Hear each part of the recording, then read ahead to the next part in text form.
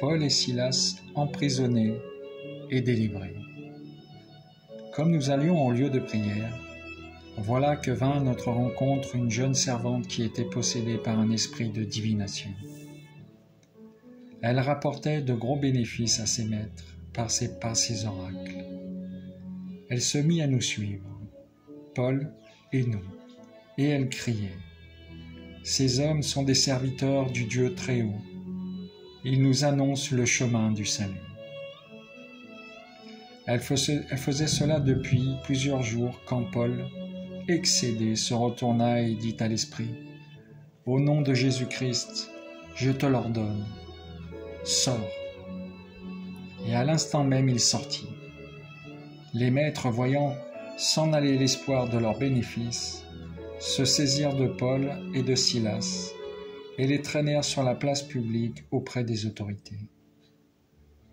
Puis ils les firent comparaître devant les magistrats en disant : « Ces gens troublent notre cité, ils sont juifs et ils prônent des coutumes que nous n'avons pas le droit d'accepter ni de pratiquer, nous qui sommes citoyens romains. » Alors la foule se déchaîna contre Paul et Silas.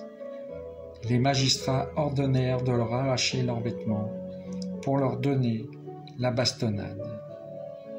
Après les avoir roués de coups, on les jeta en prison, en donnant au geôlier la consigne de les surveiller de près. Pour appliquer cette consigne, il les mit tout au fond de la prison, avec les pieds coincés dans des blocs de bois. Vers le milieu de la nuit, Paul et Silas priaient et chantaient les louanges de Dieu, et les autres détenus les écoutaient. Tout à coup, il y eut un violent tremblement de terre qui secoua les fondations de la prison. À l'instant même, toutes les portes s'ouvrirent et les liens de tous les détenus se détachèrent.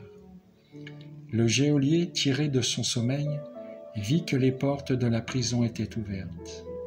Croyant que les détenus s'étaient évadés, il dégaina son épée et il était sur le point de se donner la mort. Mais Paul se mit à crier d'une voix forte : « Ne va pas te faire de mal, nous sommes tous là. » Ayant réclamé de la lumière, le geôlier se précipita et tout tremblant se jeta aux pieds de Paul et de Silas. Puis il les emmena dehors et leur demanda : « Que dois-je faire pour être sauvé, mes seigneurs ?» Ils lui répondirent : « Crois au Seigneur Jésus, et tu seras sauvé, toi et toute ta maison. » Et lui annoncèrent la parole de Jésus, du Seigneur, ainsi qu'à tous ceux qui vivaient dans sa maison. Alors même, en pleine nuit, le geôlier les emmena pour laver leurs plaies. Aussitôt, il reçut le baptême avec tous les siens. Puis il fit monter chez lui Paul et Silas. Il fit préparer de la table et, avec toute sa maison, il laissa déborder sa joie de croire en Dieu.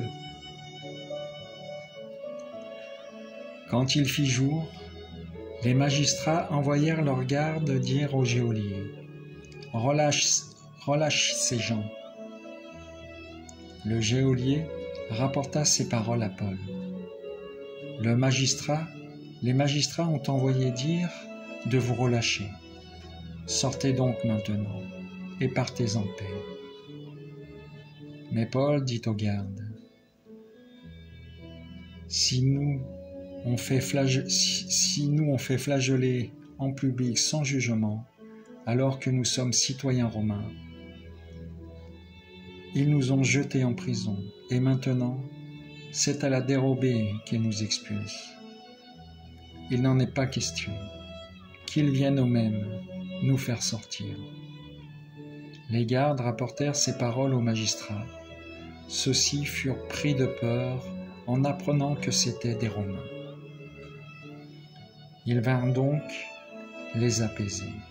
Ils les firent sortir en leur demandant de quitter la ville. Une fois sortis de la prison, Paul et Silas entrèrent chez Lydie. Ils virent les frères et les réconfortèrent. puis ils partirent. Quel bonheur de pouvoir lire les apôtres, les actes des apôtres, les paroles des apôtres, la vie des apôtres. Merci Seigneur. Qu'il en soit fait selon ta sainte volonté, Seigneur, et non la mienne.